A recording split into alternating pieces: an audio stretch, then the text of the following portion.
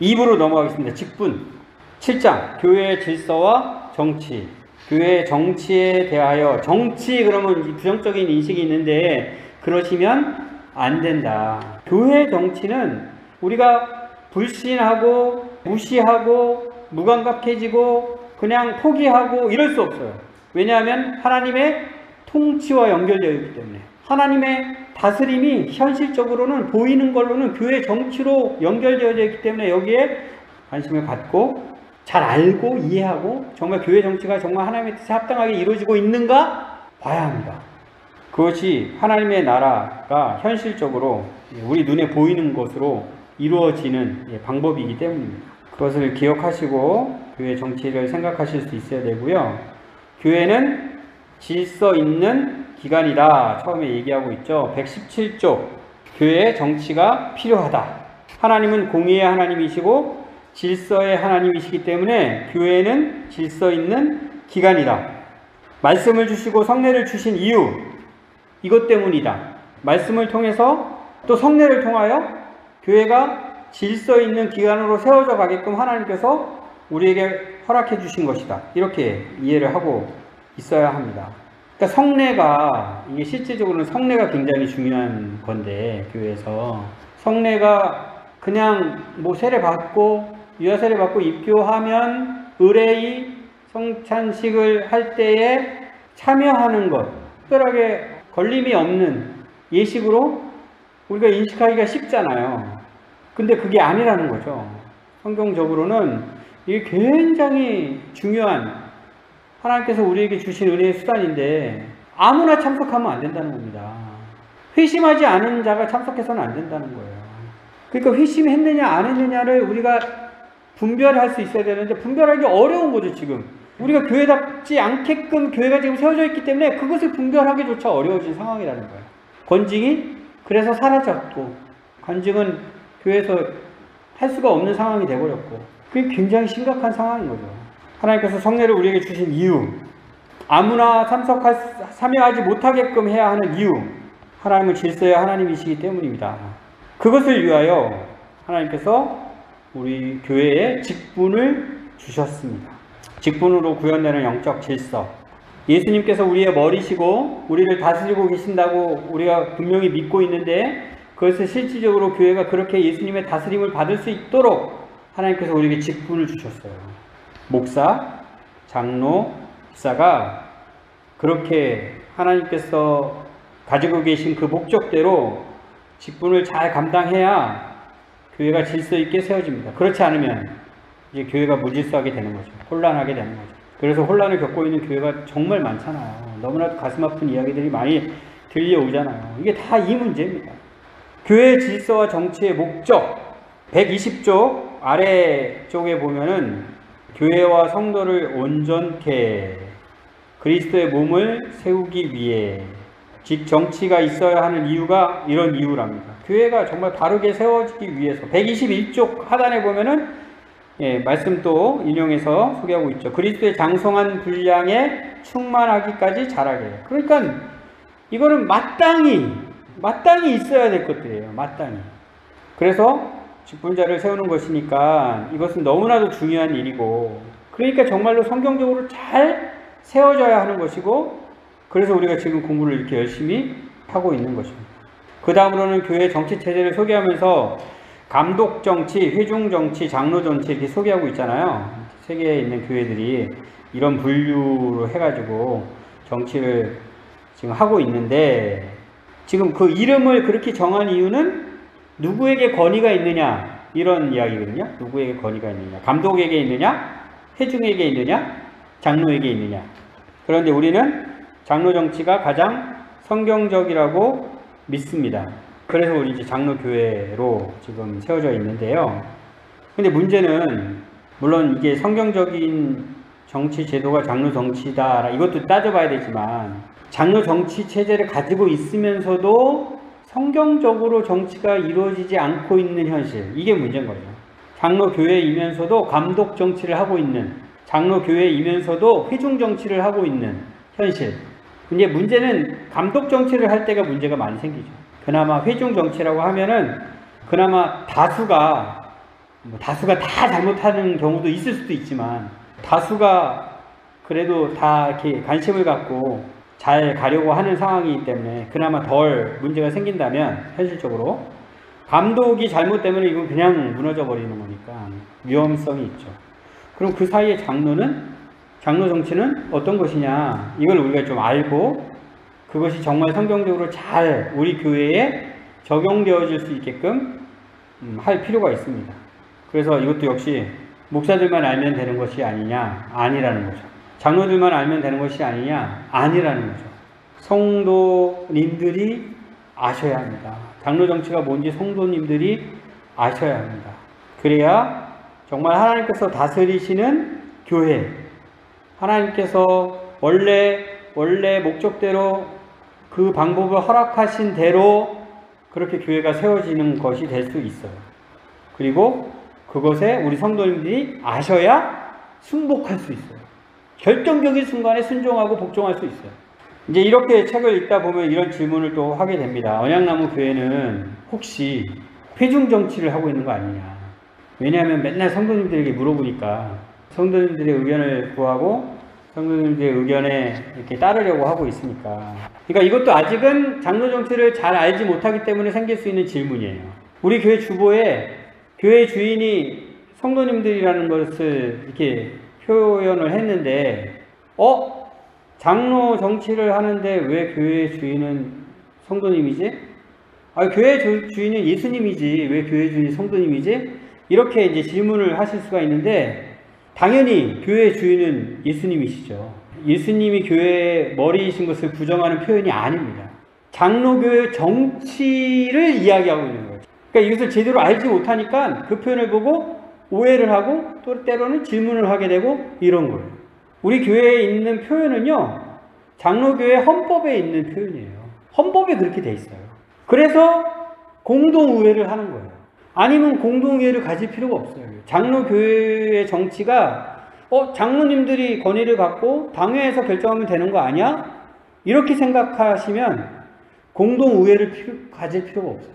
교회의 주인은 성도님들이시기 때문에 성도님들이 다 모인 공동의회에서 모든 것을 다 최종적으로 결정하게 돼 있어요.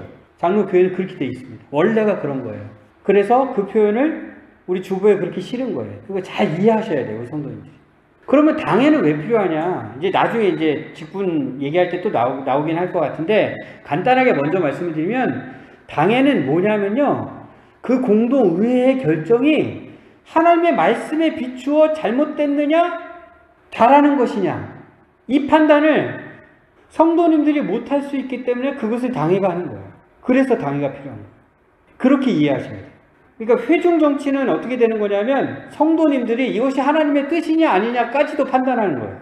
권위가 거기 있기 때문에. 근데 실질적으로 그렇게 하는 교회는 많지 않아요. 그 장로교회는 뭐냐? 자유롭게 한다고 그랬잖아요. 자유롭게 성도님들이 공동의회에서 결정하실 수 있어요. 그게 장로교회예요. 그런데 뭐가 있다고요? 장로가 있다고요. 목사도 장로인데 장로가 있어서 장로들이, 그게 이제 당회인데요, 장로들이 이것이 하나님의 말씀에 비추어 잘하고 있는 것인지 잘못되고 있는 것인지를 판단합니다. 그래서 성도들이 다 결정을 했긴 했지만 하나님 뜻에 비추어 잘못된 것이다, 그럼 그렇게 하면 안 됩니다 라고 얘기하는 거예요. 그것을 성도님들이 따라야 하는 거예요. 그러니까 이것이 이제 장로교의 정치의 모양이에요. 이것을 잘 이해하고 성도님들이 그렇게 우리 교회가 세워질 수 있게끔 되어야 합니다. 그런데 대부분의 현실교회는 그렇게 안 하고 있죠. 그렇게 안 하고 어디가 다 결정해요? 당회가 다 결정하죠. 심지어 그냥 목사가 다 결정하죠. 굉장히 잘못된 겁니다. 물론 목사가 이렇게 하는 게 좋겠습니다 라고 제안을 하고 성도님들이 그것이 한마음이 돼가지고 따르고 뭐 이렇게 하면은 그게 또 문제가 되지는 않겠지만, 그렇게 되지 못하는 경우가 많이 있는 거죠. 잘못된 결정을 목사가 하고 성도님들은 잘못됐음에도 불구하고 그냥 무조건 따르고. 8장으로 넘어갈게요. 마지막이죠. 교회의 직무와 직분. 이것은 직분은 나중에 또 계속 나오기 때문에 간단하게 살펴보고 마무리 하도록 하겠습니다. 이제 직분자를 세우는 일이 교회에서 얼마나 중요한가, 하나님의 통치가 실질적으로 이루어지게 하게끔 하려고 하나님께서 직분자를 세우는 거기 때문에 이건 너무나도 중요한 일이다라는 것을 분명히 기억하셔야 되고요. 그 직무 중에 특별 직무가 있고 일반 직무가 있다.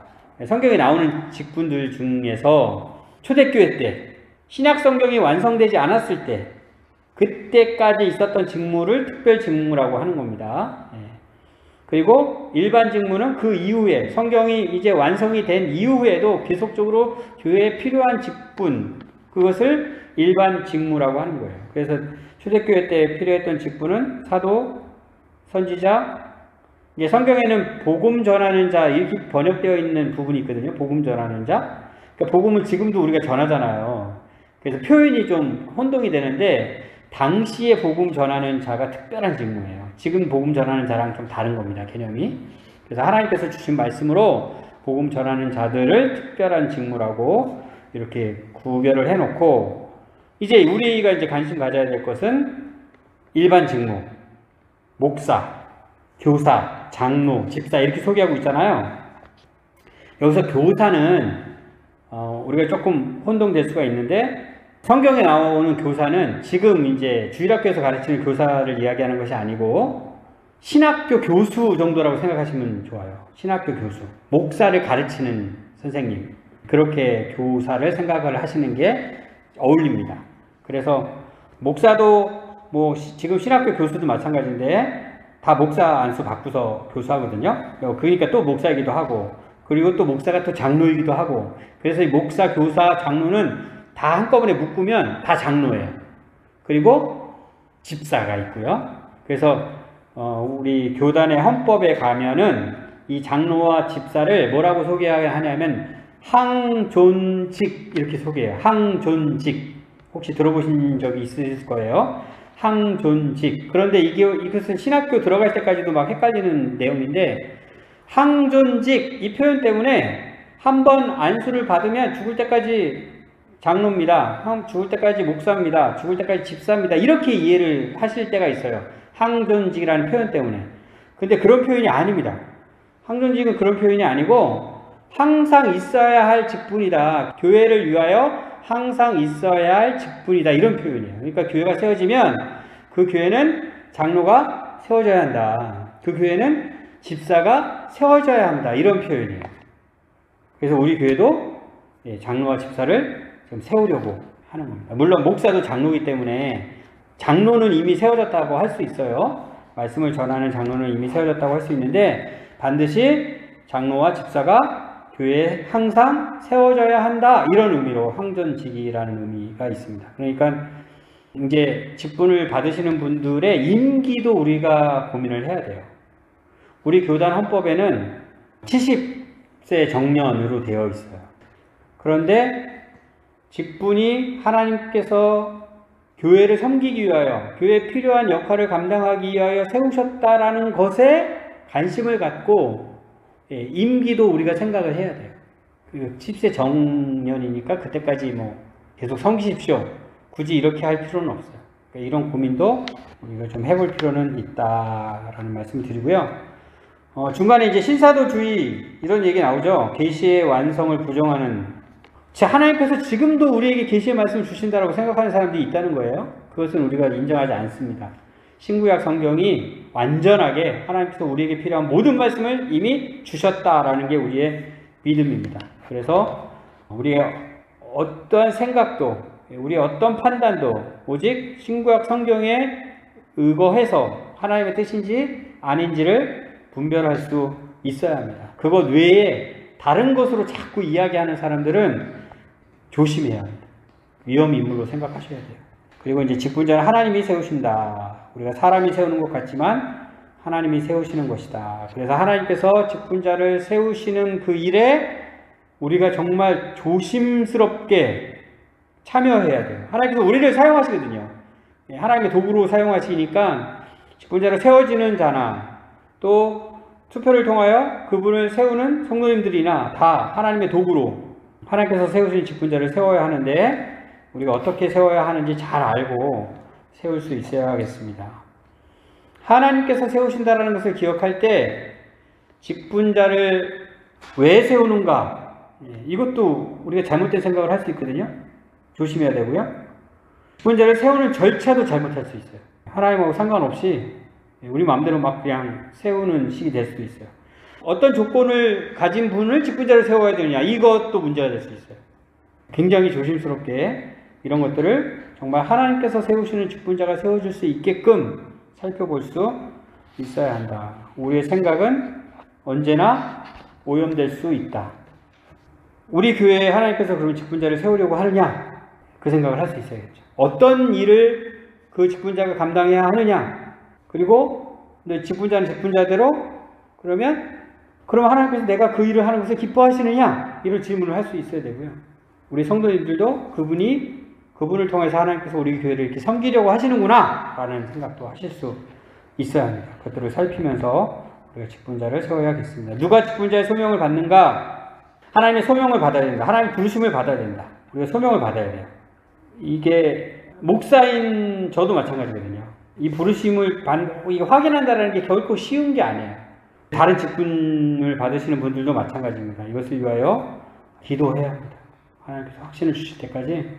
그런데 자꾸 자기만 보면 내가 그렇게 자격이 있다는 생각이 들지가 않아요. 그 특징이 교만과 겸손이라고 그랬잖아요. 교만한 자가 내가 직분자가 되어야 되라고 생각할 수 있어요. 잘못된 확신인 거죠. 정말 자기를 보면 자격이 없고 이 직분을 맡는 게 불가능하다는 생각이 당연히 듭니다.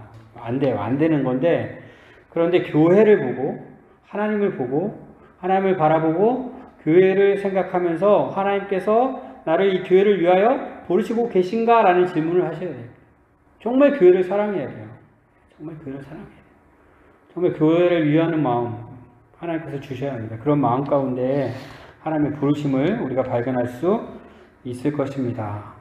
그리고 이제 성도님들도 그것을 이제 분별을 하셔야 되죠. 그 직분자를 세우시는 분을 보면서 정말 우리 교회를 섬기기 위하여 우리 교회를 사랑하면서 수고하실 분으로 합당하다, 이런 확인 절차를 통해서 하나님께서 세우시는 직분자를 우리가 세울 수 있어야 하겠습니다. 그것을 위하여 우리 교회는 또 어떤 절차로 직분자를 세우는 것이 좋은지, 이런 고민도 우리가 할 수 있어야 하겠습니다. 그래서 교회는 진실한 직분자를 비택해야 한다. 엄중하고 까다롭게, 우리도 엄중하고 까다롭게 하려고 하고 있고요. 그럼에도 불구하고 문제가 생길 수 있어요. 그렇죠? 그런 문제에 대해서는 우리는 염려하지 말아야 합니다. 염려하지 않는다고 해서 문제가 안 생기는 건 아니에요. 문제가 생길 수 있어요. 그럼에도 불구하고. 그러나 우리는 그런 일이 생길까봐 안 하고 안 생길까봐 하는 게 아니라, 우리는 그저 말씀대로 하나님께서 우리에게 이렇게 말씀하시니 순종하면서 하겠습니다. 그리고 믿음으로 기도하면서 우리가 하나씩 해 나가면 됩니다. 나의 생각이 아니라 하나님의 말씀대로. 이어서는 이제 주군의 구체적인 역할에 대해서는 다음 시간에 계속 이어서 할 수 있도록 하겠습니다.